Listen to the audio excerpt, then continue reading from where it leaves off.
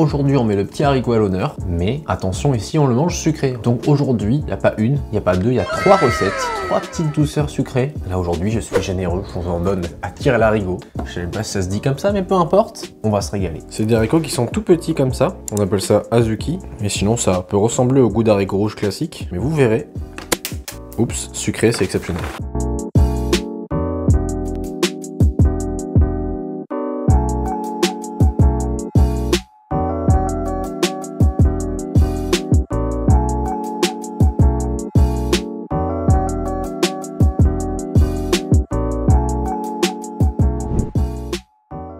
Pour commencer, on va prendre nos petits haricots rouges, on va les laver bien gentiment, on va très largement les couvrir avec de l'eau, et ensuite ça part en cuisson pendant au moins 1h30. Donc d'abord à feu très fort, dès qu'il y a ébullition, on baisse un petit peu le feu, et on laisse cuire ça tout doucement. Après 1h30, on vient tester nos petits haricots, vous voyez là ils sont bien tendres, limite ils s'explosent d'eux-mêmes, eux qui étaient si durs à la base. Comme quoi tout le monde a un petit cœur tendre au fond, même derrière la plus grosse des carapaces. Je vais garder la moitié d'haricots de côté, pour la recette suivante. Et donc pour les haricots qui nous restent, on garde le jus de cuisson, on peut les écraser donc soit avec un écrase purée, soit directement avec Maxime le mixeur. Moi vu que j'utilise le célèbre Maxime le mixeur, je vais directement mettre mon sucre, une pincée de sel et un petit peu de sirop de sucre, à défaut du miel, ça marchera très bien aussi. Et là on envoie, on mixe tout, et quand on a une texture plus ou moins lisse, on va venir refaire chauffer ça, comme ça on va bien réduire notre préparation. Moi j'aime bien quand il y a encore des gros morceaux d'haricots, je la porte à ébullition, on la laisse bien réduire pendant une petite demi-heure, pour une consistance qui se rapprocherait de la purée on va dire. Attention, pensez à bien mélanger, ça peut très vite accrocher. Et dès que notre pâte est prête, on vient la réserver, la laisser refroidir bien gentiment. Cette pâte d'haricots rouges, elle est utilisée dans plein de cuisines en Asie. Franchement, c'est exceptionnel, vous verrez, il y a une multitude de choses qu'on peut faire avec. Aujourd'hui, je vous montre que 3 recettes. Et en vrai, je vais vous faire une porte vers un éventail de petites douceurs, vous vous rendez même pas compte. Donc pour la première recette que je vais vous montrer, on va faire des chapsal tok. Chapsal, c'est riz gluant, et tok, vous connaissez maintenant, c'est les petits gâteaux de riz. Oui, bon écoutez, ça ressemble un petit peu à des mochis japonais. On dira rien, dites pas à un japonais que c'est coréen et inversement. Donc là, c'est des chapsal tok, pas des mochis. La recette suivante, c'est du pajuk, pas du zenzai. Et après, c'est des pungopang, pas des taiyaki, ça n'a rien à voir. Chut, il faut rien dire, c'est pas pareil. Donc dans la saladier, on va mettre de la farine de riz gluant, du sucre, un peu de sel, on complète avec de l'eau, on mélange bien. Je vous mets les quantités à l'écran et en description, vous inquiétez pas. Je pense à tout, je pense à vous. Ensuite, pour faire cuire cette petite pâte, on va la mettre à la vapeur pendant une vingtaine de minutes. Écoutez, il y a des façons de le faire en micro-ondes aussi, mais de un, j'ai pas de micro-ondes, et ensuite, moi je préfère comme ça. Après 20 minutes, on prend un peu de film, un petit peu de fécule, pas que ça colle sur nos petits doigts. On dépose notre pâte, on vient la diviser dans mon cas en 6. Dans votre cas, je sais pas la quantité que vous avez fait. Oui, attention à vos petits doigts, ça fait mal, ça brûle. Si vous laissez refroidir cette pâte, eh bien vous pourrez plus jamais la modeler. Donc ça brûle un petit peu nos petits doigts, mais écoutez, on prend son mal en patience, tant pis. Donc le plus simple, c'est que vous prenez votre pâte d'haricots rouges, vous formez une toute petite boule, vous la disposez au milieu de votre pâte, et ensuite vous essayez de replier ça pour faire une jolie petite boule que vous venez rouler dans votre petite main. Ensuite, on vient les rouler un tout petit peu dans la fécule pour pas qu'ils collent trop entre eux. Et là, c'est parti, on peut se régaler. En plus, c'est magnifique, c'est tout doux, c'est parfait. Oh là là. Bon alors ces petits tocs avec le haricot rouge dedans, j'adore ça franchement, c'est toujours aussi bon. Même pas besoin de mots pour décrire ça. C'est exceptionnel, la texture du riz gluant, bien élastique, bien chewy. Le goût du haricot, bien sucré, en plus c'est fait maison donc c'est pas le truc trop sucré comme il y a d'habitude en commerce. Ça vaut vraiment le coup, c'est un peu long à faire mais ça vaut vraiment le coup, c'est exceptionnel. J'ai pas d'autres mots, on passe à la suite.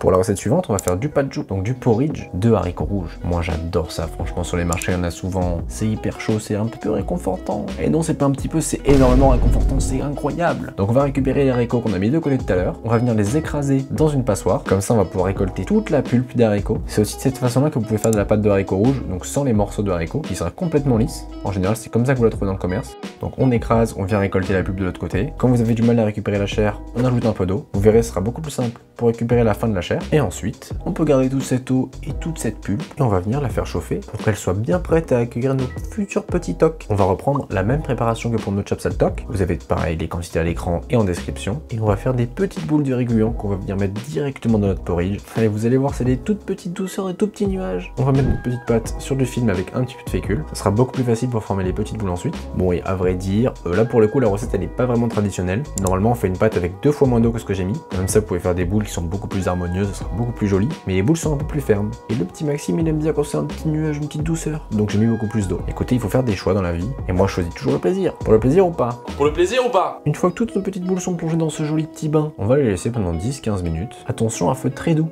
On veut pas que ça réduise de trop. Il faut vraiment que vous ayez cette consistance de porridge. Et hop, vous servez ça dans un joli petit bol. Et là, régalez-vous.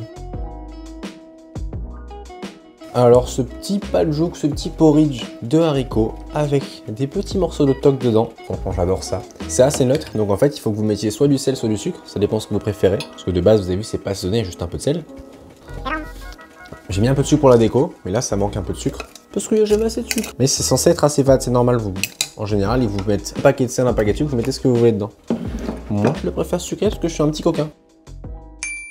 Et ensuite on va passer au petit pongopang, au petit poisson tout mignon, avec le ventre bien rempli, qui va aussi remplir bien notre petit ventre. Donc pour ça évidemment, il faut le moule à pongopang. J'essaierai de vous mettre le lien en description pour pouvoir acheter ces petits moules parfaits. Et maintenant, on va préparer notre petite pâte avec de l'œuf, du lait, de la farine, du sucre, de la levure chimique. Comme toujours, vous avez les quantités à l'écran et en description. Pensez à bien tamiser votre farine et votre fécule. Personne n'aime les grumeaux. Et ensuite, place à la cuisson. Donc on vient faire préchauffer nos moules pendant 2 minutes sur feu très fort. Attention, faut que ça brûle. On badigeonne un tout petit peu d'huile. On vient disposer 2 tiers de la pâte dans le moule. On vient ajouter une belle dose de notre pâte d'haricots rouges. Et on vient recouvrir avec un petit peu de pâte, juste histoire de couvrir bien toute la pâte d'haricots rouges. On referme et on laisse en cuisson 1 minute du côté qui est déjà contre le feu et 2 minutes de l'autre. Attention, surveillez-les bien. Il faut que ça soit à feu très fort, mais on veut pas que ça brûle non plus. Il faut prendre soin de ces petits poissons, regardez comme ils sont mignons. Et ensuite, tout est prêt. Enfin, avec un stylo, vous venez couper l'excédent de pâte. Écoutez, vous prenez pas la tête, c'est facile, c'est mignon, c'est gentil. Et moi, je vous le dis, je le fais pour vous. Hein. Normalement, je laisse tout à l'arrache comme ça. Hein. Ça fait une partie bien croustillante sur mon petit pongopang et moi, je me régale. Hein.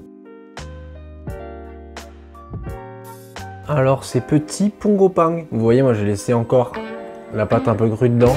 Parce que je suis un petit coquin, j'aime bien quand c'est comme ça encore, et oui. Mais sinon, vous laissez cuire un petit peu plus longtemps et ce sera nickel. On va les goûter. À vrai dire, il y a eu un lourd travail pour faire la meilleure pâte sur les pongopang. Donc vous aurez un épisode spécial pongopang qui sortira bientôt. Là, c'est un petit avant-goût.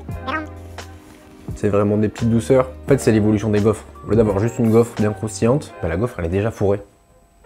Ça peut être que meilleur, et oui. Le petit goût d'haricot, bien sucré avec ce côté un peu puré. Faut aimer, mais moi j'adore ça franchement. La douceur du pongopang, croustillant à l'extérieur, bien moelleux à l'intérieur, même coulant. Je peux demander plus. Je vais le redire, mais c'est tellement meilleur que la pâte de haricots rouges industrielle. C'est moins sucré, ça a plus le goût d'haricot. Moi je l'aime quand elle est pas trop sucrée, enfin elle est quand même sucrée, mais juste ce qu'il faut. N'hésitez pas à la sucrer un peu plus, moi j'ai du mal avec le sucre en général, donc c'est pour ça que je sucre un peu moins. Et bah oui, le petit cochon, au lieu de dire au revoir, il est en train de manger. Donc bah écoutez, je vous dis au revoir en voix off. À bientôt, bisous.